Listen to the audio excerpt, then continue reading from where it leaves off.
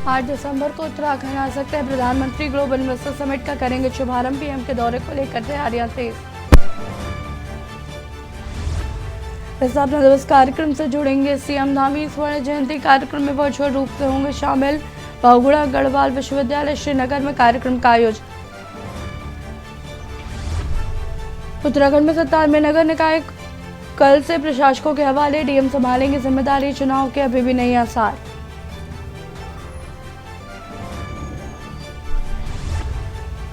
जल्द होगा भूत हिसाब से गृह जोशीमठ का पुनर्निर्माण। केंद्र ने दी 1658 करोड़ की योजना को हरी झंडी।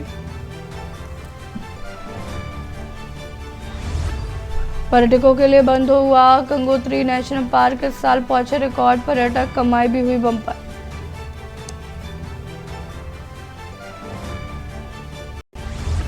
पहाड़ से मैदान तक बदला मौसम का मिजाज। मसूरी में बारिश के बाद छाया कोहरा। नीति घाटी में हुई बर्फबारी। आप देख रहे हैं के न्यूज, खबरों का सारथी। नमस्कार, खबर उत्तराखंड में आप सभी का स्वागत है। मैं हूं आपके साथ यश शुक्ला। सर्दी के सीजन में होने वाली आपराधिक घटनाओं को रोकने के लिए जनपद पौड़ी पुलिस अलर्ट हो गई है।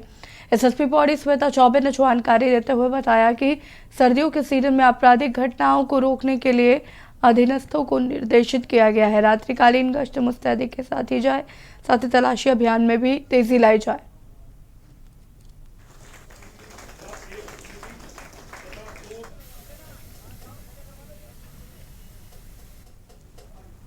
क्योंकि अब ठंड का मौसम आ रहा है और इस सीज़न में नकबजनी, लूट, इन सब की घटनाएं बढ़ जाती हैं, तो रात्रि की जो हमारी गश्त पिकेटिंग की व्यवस्था है उसको और अधिक प्रभावशाली करने हेतु निर्देश दिए गए हैं।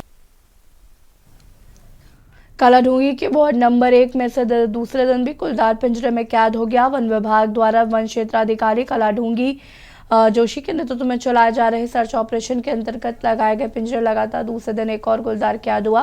बताते चले कि बीते 2 नवंबर की रात को एक गुलदार ने कालाढूंगी के वार्ड नंबर निवासी 5 वर्षीय बच्चे को अपना निवाला बनाया था।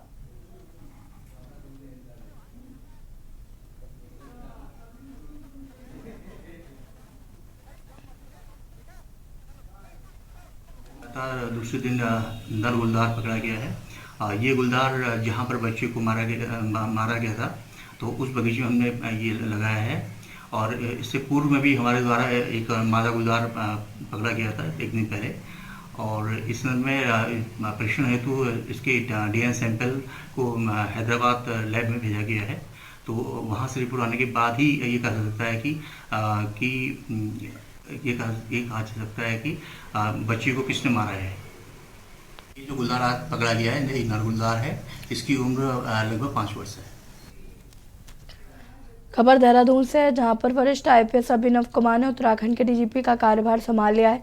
निवर्तमान डीजीपी अशोक कुमार ने सेवानिवृत्त होने पर उन्होंने कार्यवाहक डीजीपी के तौर पर पुलिस मुख्यालय देहरादून में 4 संभालने के बाद अभिनव कुमार ने कहा कि पीड़ितों को न्याय दिलवाना और कानून व्यवस्था सुदृढ़ करना उनकी पहली प्राथमिकता है। इसके साथ ही साइबर अपराध की सबसे बड़ी चुनौती है, इससे निपटने के लिए हमें बेहद मजबूत होना होगा। इसके लिए सिपाही स्तर से ही साइबर एक्सपर्ट तैयार करने होंगे। हमें सिपाहियों को भी साइबर अपराधों से निपटाने के लिए ट्रेन करना होगा। इसके लिए जल्द ही कार्य योजना तैयार की जाएगी।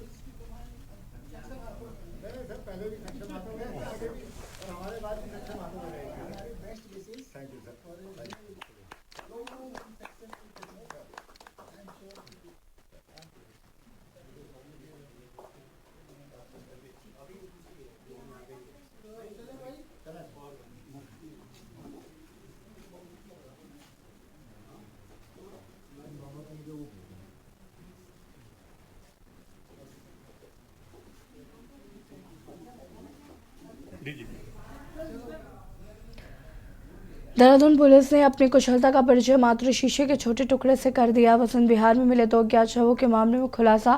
कुछ दिन पहले थाना वसंत विहार में 2 अज्ञात शव मिले थे। अज्ञात शव मिलने के बाद पुलिस ने तत्परता दिखाते हुए मामले की जांच शुरू की थी। पोस्टमार्टम रिपोर्ट में सामने आया कि दोनों की मृत्यु किसी वाहन की टक्कर लगने से हुई। मामले को गंभीरता से लेते हुए पुलिस ने घटनास्थल का जायजा लिया, जिसमें महिला सड़क किनारे नहर में गिर गई और पुरुष सड़क किनारे गिर गया था, लेकिन पकड़े जाने के डर के कारण शाहरुख ने भी सबूत मिटाने की कोशिश की थी।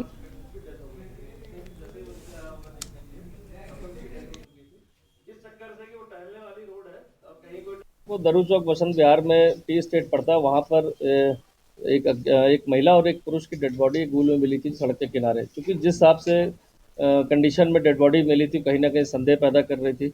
लेकिन इन्वेस्टिगेशन के दौरान ये चीज़ें क्लियर हो पाई कि ये दोनों जो लोग थे महिला पुरुष, वो कहीं एक दूसरे से परिचित नहीं थे और अलग अलग कामों से, कोई वॉक करने के लिए और कोई अपने अन्य काम से, जैसे महिला थी वो डेली उस रास्तों से जाना था। क्योंकि जिस परिस्थितियों में शव मिला था, सनसनीखेज मामला था, लेकिन कहीं भी इन्वेस्टिगेशन में ऐसे क्लू नहीं आ रहे थे कि जो किसी अन्य साजिश या किसी अन्य अपराध की ओर इंगित करते हो। इसीलिए उसका पैनल से पोस्टमार्टम कराया गया कि सही कारणों का पता चल सके। जब पैनल का पोस्टमार्टम नेक्स्ट डे हुआ तो ये चीज़ें क्लियर होकर आएंगी कि हार्ड एक फोर्सफुली कोई ऑब्जेक्ट के कारण लगने के कारण जो है डेथ हुई है और अंदर जो है ब्लीडिंग, इंटरनल ब्लीडिंग हुई और हेड में ब्लीडिंग हुई, जिसके कारण इनकी सडन मौत होने की पूरी संभावना थी। राजप्पड़ में स्थित जगन्नाथ विश्व लॉ कॉलेज में दांतों की जांच के लिए मेडिकल कैंप का आयोजन किया गया है और जिसमें कॉलेज के साथ ही आसपास के क्षेत्र के लोगों ने अपने अपने दांतों की निःशुल्क जांच कराई।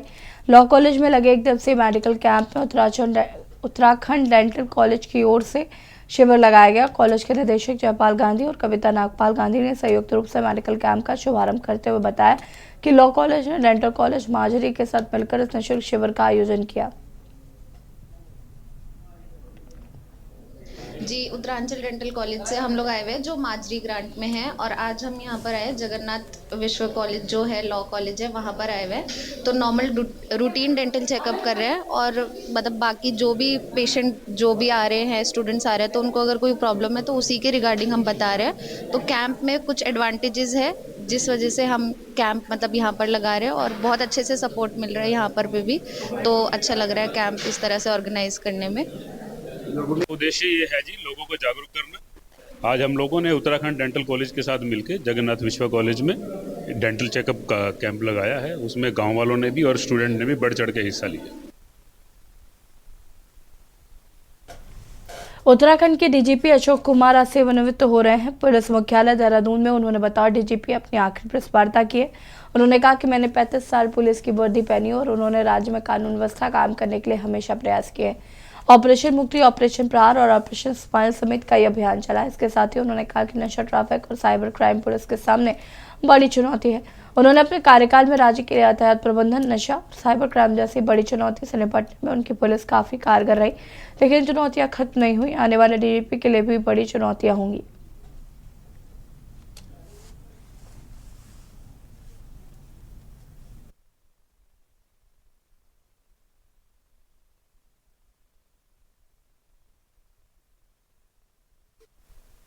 देखो, यहाँ की 3 चुनौतियाँ तो बड़ी हैं जो हमने भी मानी थी, पर मैं खुद कह रहा हूँ कि उसको कोई मैं कह सकूँ, क्लेम कर सकूँ कि मैंने 100% सोल्व कर दी। ट्रैफिक, ड्रग्स और साइबर, तो वो अभी भी कंटिन्यूड है। हमने ये जरूर है पूरा सिस्टम बना दिया, पैराफर्नेलिया बना दिया। देश के टॉप साइबर कॉप्स में से एक हमारे हैं यहाँ पे, आप जानते हैं, क्योंकि हमने इन लोगों को आगे बढ़ाया, पूरी टीम बनाई है, पर वो अभी भी चुनौती खड़ी है।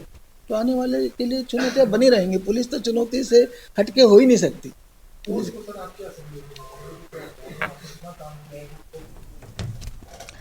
दुर्गापुर नंबर 1 और आसपास के आक्रोशित ग्रामीण सड़क के लिए धरना प्रदर्शन कर रहे हैं। ये सड़क पिछले कई वर्षों से टूटी फूटी है। यह सड़क साचट विधानसभा रुद्रपुर के अंतर्गत आती है। सड़क का पिछले कई वर्षों से कोई सुध लेने वाला नहीं है। यहाँ के लोगों का आरोप है कि नेता राजनेता सब चुनाव के समय ही आते। इन लोगों ने आज तक कभी विधायक व अरोड़ा को नहीं देखा। ये मार्ग दिनेशपुर और माटा कोटा मार्ग रुद्रपुर का बाईपास का काम भी करता है।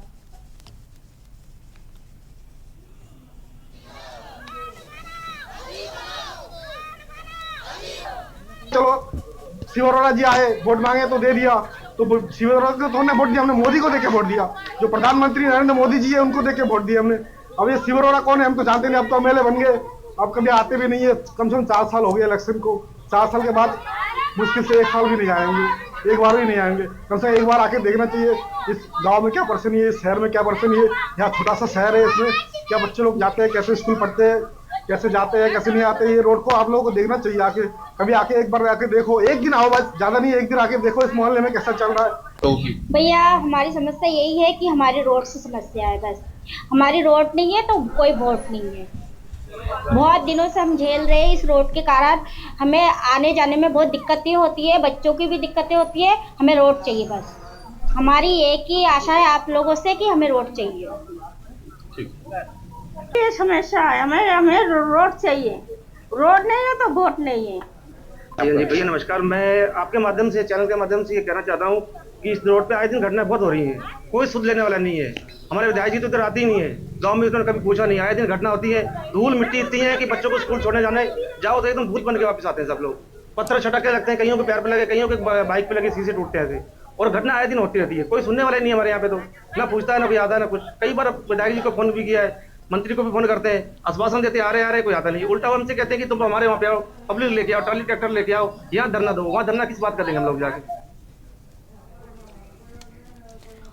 प्रदेश में निकायों का 5 वर्ष का कार्यकाल आज पूरा होने जा रहा है। अगर इसी कड़ी में नगर निगम देहरादून का भी कार्यकाल पूरा हो रहा है, जिसके चलते वर्तमान कार्यकाल की अंतिम बोर्ड बैठक आयोजित की गई। नगर निगम की अंतिम बोर्ड बैठक में मेयर सुनील उनियाल गामा ने राज्य आंदोलनकारियों का हाउस टैक्स माफ किए जाने को लेकर प्रस्ताव सदन में रखा, जिसे सर्वसम्मति से पारित कर दिया गया है। सुनील उनियाल गामा ने बताया कि आंदोलनकारी स्वर्गीय सुशीला बलूनी के घर जाने वाले मार्ग से उनके नाम द्वारा मार्ग बनाया जाएगा। इसके अलावा लैंसडाउन चौक का अब वीर शहीद केसरी चौक नाम होगा। उन्होंने बताया कि पार्षद कड़ों की तरफ से कई जनहित से जुड़े प्रस्ताव आए हैं, उन्हें पारित किया गया है।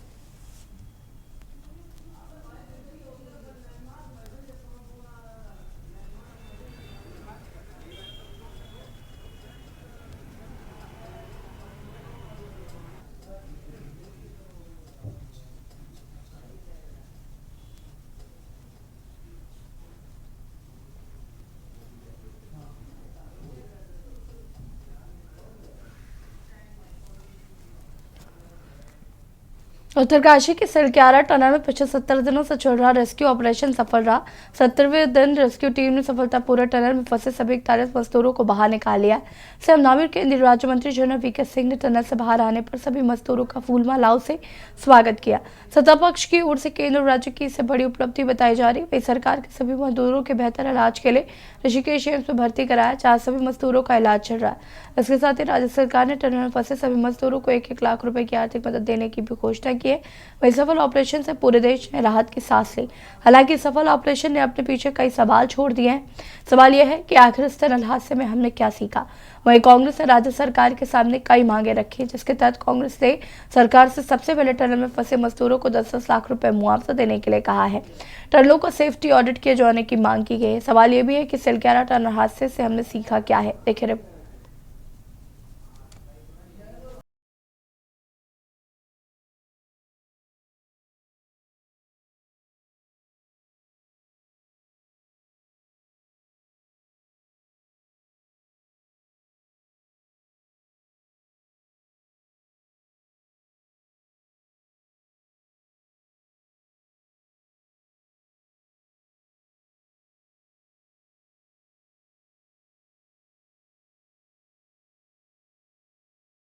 ने टनल से बाहर आने पर सभी को फूलमालाओं से स्वागत किया। सत्ता पक्ष की ओर से केंद्र और राज्य के इसे बड़ी उपलब्धि बताई जा रही है। वहीं सरकार ने सभी मजदूरों को बेहतर इलाज के लिए ऋषिकेश एम्स में भर्ती कराया है, जहां सभी मजदूरों का इलाज चल रहा है। इसके साथ ही राज्य सरकार ने टनल में फंसे सभी मजदूरों को 1-1 लाख रुपए की आर्थिक मदद देने की घोषणा भी की है। इस सफल ऑपरेशन से पूरे देश ने राहत की सांस ली। सीएम धामी ने सभी का आभार व्यक्त किया।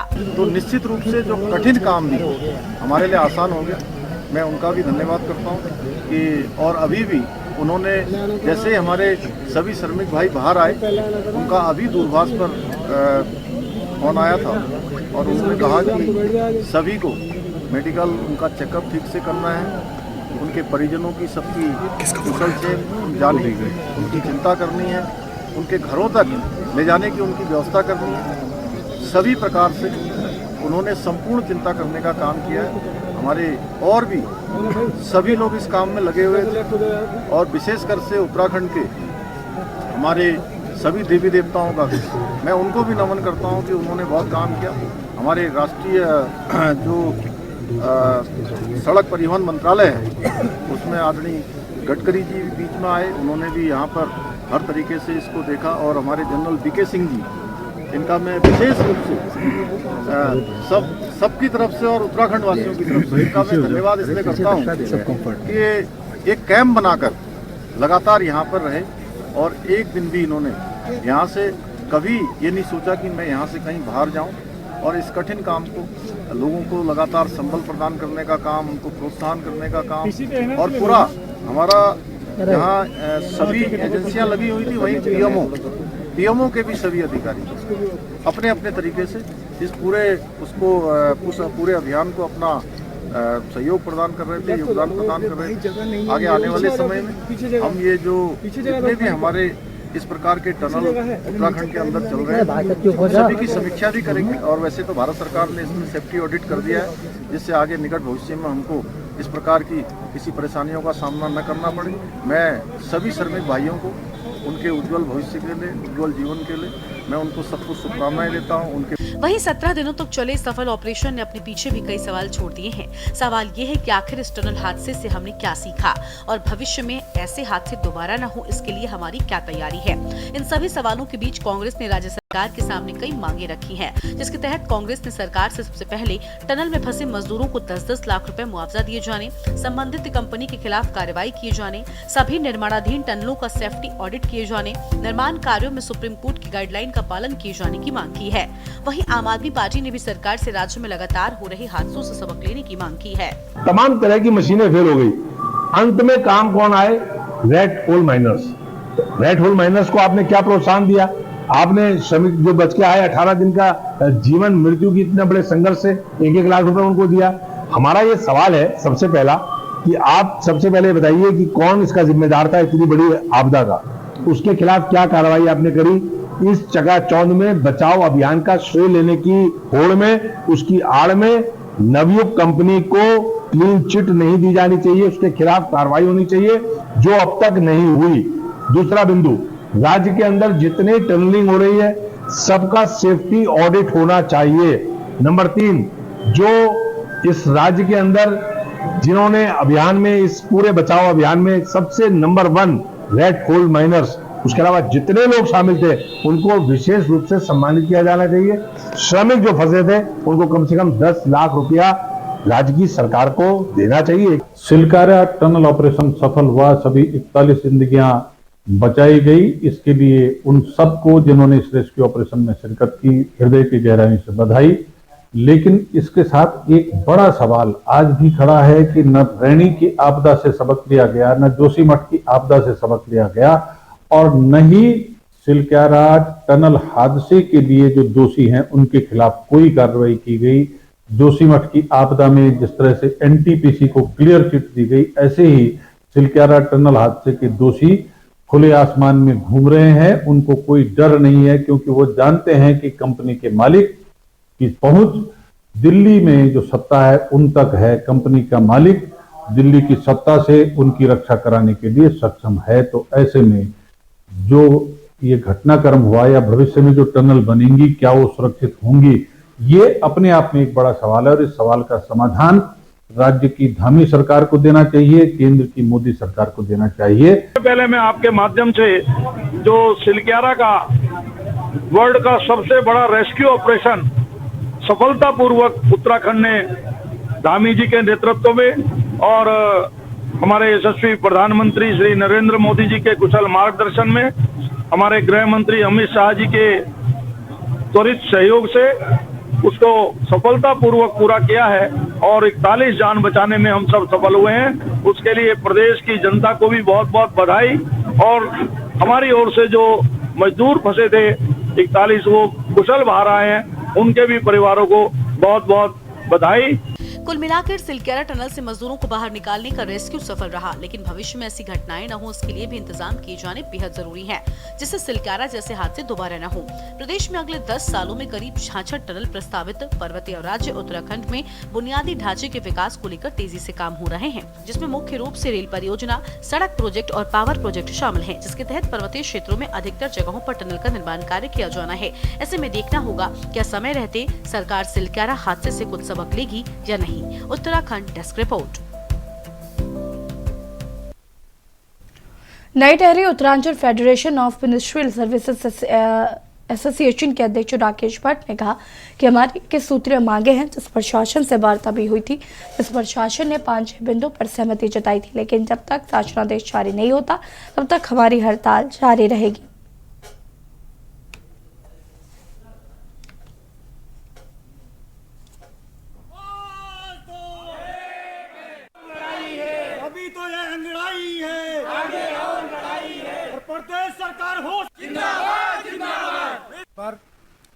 हम लोगों की 21 सूत्रीय मांग है और 21 सूत्रीय मांगों के संबंध में शासन से वार्ता भी हुई थी और शासन ने जो है 5-6 मांगों पर जो सहमति व्यक्त की है, लेकिन जब तक शासनादेश जारी नहीं हो जाता है तब तक हम लोगों का कार्यक्रम यहाँ पर चलता रहेगा।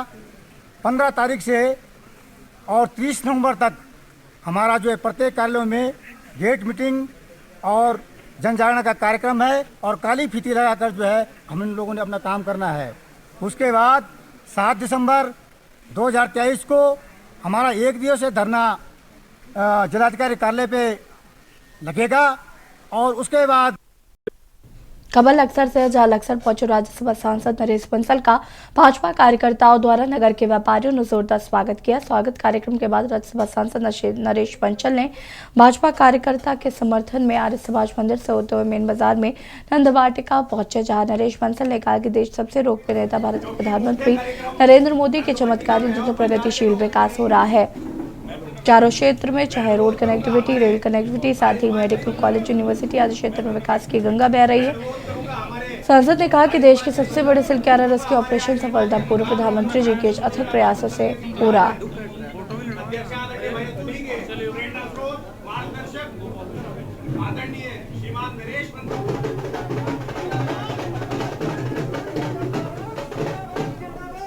और हमारे बड़े भाई और बहुत ही जुझारू देश को अपने विश्व के सबसे लोकप्रिय नेता भारत के यशस्वी प्रधानमंत्री श्री नरेंद्र मोदी जी का चमत्कारी नेतृत्व मिला हुआ है, जिसके कारण चहुमुखी प्रगति हो रही है। सबका साथ, सबका विकास, सबका विश्वास, सबका प्रयास ये सार्थक हो रहा है। हमने देखा है आर्थिक जगत में प्रगति की है, वैज्ञानिक जगत में चंद्रमा पर यान उतार करके साउथ पोल पर हमने इतिहास रचा है। रामनगर विकासखंड के कॉर्बेट पार्क के बिजरानी रेंज की सीमा से सटे कन्या गांव में 2 मवेशियों को बाघ ने हमला कर बनाया अपना निवाला, जिसके बाद ग्रामीणों में दहशत का माहौल बना हुआ है। मवेशियों के मरने के बाद आक्रोशित ग्रामीणों ने कॉर्बेट प्रशासन वन विभाग के खिलाफ जमकर प्रदर्शन किया है। महिलाओं ने कॉर्बेट प्रशासन व वन विभाग के खिलाफ जमकर नारेबाजी की है। वसाई ग्रामीणों ने वन विभाग के अधिकारियों को धरनास्थल पर बुलाने की मांग की है।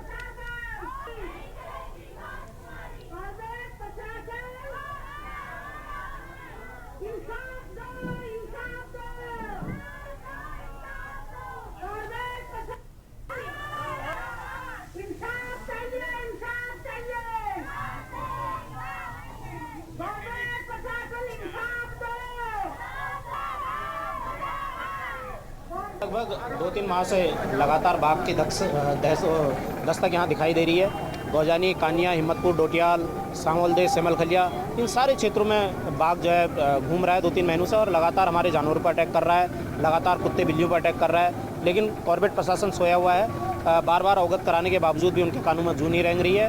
और आज कल रात यहाँ पर आपने देखा कि बाघ ने यहाँ पर 2 प्रेग्नेंट गायों को जो है अपना निवाला बना दिया और उन्हें मार दिया गया है, जिससे आक्रोशित होकर लोगों ने आज यहाँ पर जाम लगाया है। खेत में चारा लेने गए किसान का लहूलुहान शव मिलने के बाद हड़कंप मच गया। सूचना के बाद मौके पर पहुंची पुलिस ने शव का पंचनामा भरकर पोस्टमार्टम के लिए भेज दिया है। पुलिस घटना की जांच पड़ताल में जुट गई। मृतक किसान लेपरहेड़ी गांव का रहने वाला था। खेत में उसका लहूलुहान शव मिलने के बाद ग्रामीणों में दहशत का माहौल है।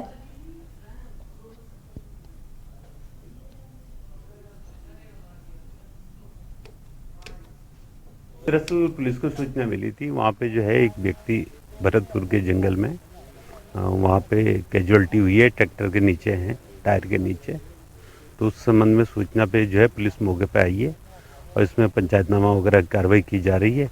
जो भी फैक्ट पोस्टमार्टम वगैरह से सामने आएंगे उस आधार पे आगे कार्रवाई होगी। अब ये तो पोस्टमार्टम वगैरह के एक कार्रवाई के बाद बता पाएंगे। कोई लड़ाई झगड़ा किसी अभी कोई लड़ाई झगड़ा इस तरह की बातें सामने नहीं आई और जो भी चीज़ें होगी पोस्टमार्टम के बाद। खबर उत्तराखंड में फिलहाल इतना ही। देखते रहिए के न्यूज़ इंडिया। नमस्कार।